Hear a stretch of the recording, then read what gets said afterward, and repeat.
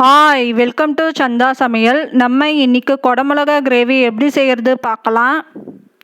அரைக்கிறதுக்கு மிக்ஸி ஜாரில் வெங்காயம் ஒன்று நீல வாக்கில் கட் பண்ணி சேர்த்துக்கலாம்.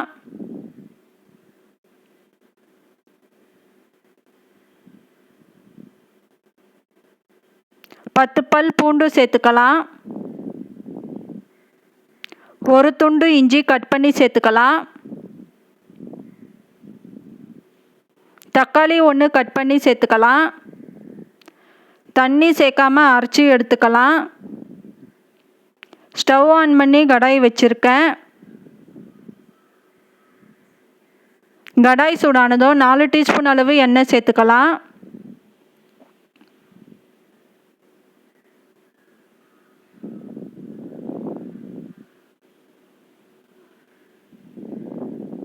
வெங்காயம் 2 கட் பண்ணி சேர்த்துக்கலாம்.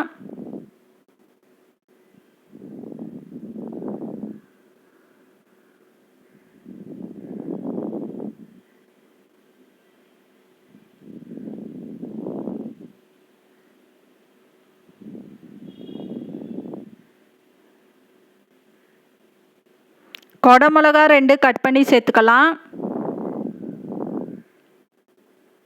வெங்காயம் குடமிளகா 2 சாஃப்டாக வதக்காமல் ஹை ஃப்ளேமில் வச்சு 3 நிமிஷத்துக்கு வதக்கணும். அப்போ தான் க்ரன்ச்சியாக இருக்கும்.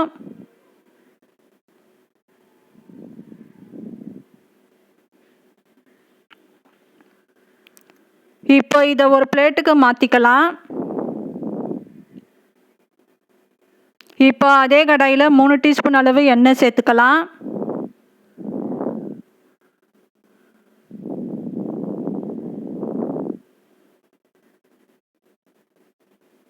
அரை டீஸ்பூன் ஜீரகம் சேர்த்துக்கலாம். ஜீரகம் பொரிஞ்சதும் வெங்காயம் ஒன்று பொடியாக கட் பண்ணி சேர்த்துக்கலாம்.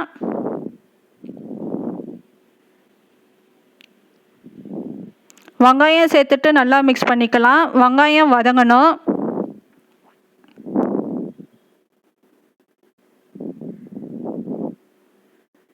இப்போ அரைச்ச விழுதை சேர்த்துக்கலாம்.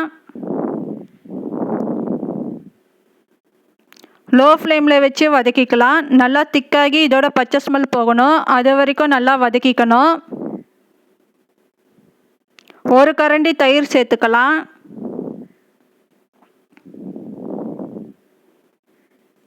தயிர் சேர்த்துட்டு நல்லா மிக்ஸ் பண்ணிக்கலாம்.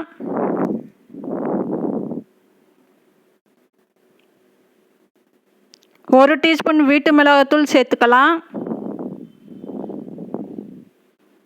அரை டீஸ்பூன் மஞ்சத்தூள் சேர்த்துக்கலாம். அரை டீஸ்பூன் கரம் மசாலா சேர்த்துக்கலாம். உப்பு தேவையான அளவு சேர்த்துக்கலாம். இப்போ 2 நிமிஷத்துக்கு நல்லா வதக்கணும்.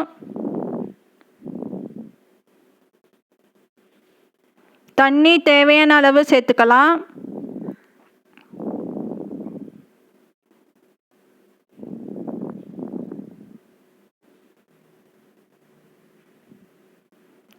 இன்னும் கூட கொஞ்சம் தண்ணி சேர்த்துக்கலாம். மிளகாத்தூள் பச்சை ஸ்மெல் போகிற வரைக்கும் கொதிக்க விடணும்.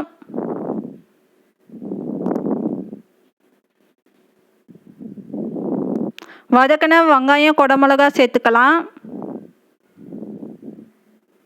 இதை நல்லா மிக்ஸ் பண்ணிக்கலாம்.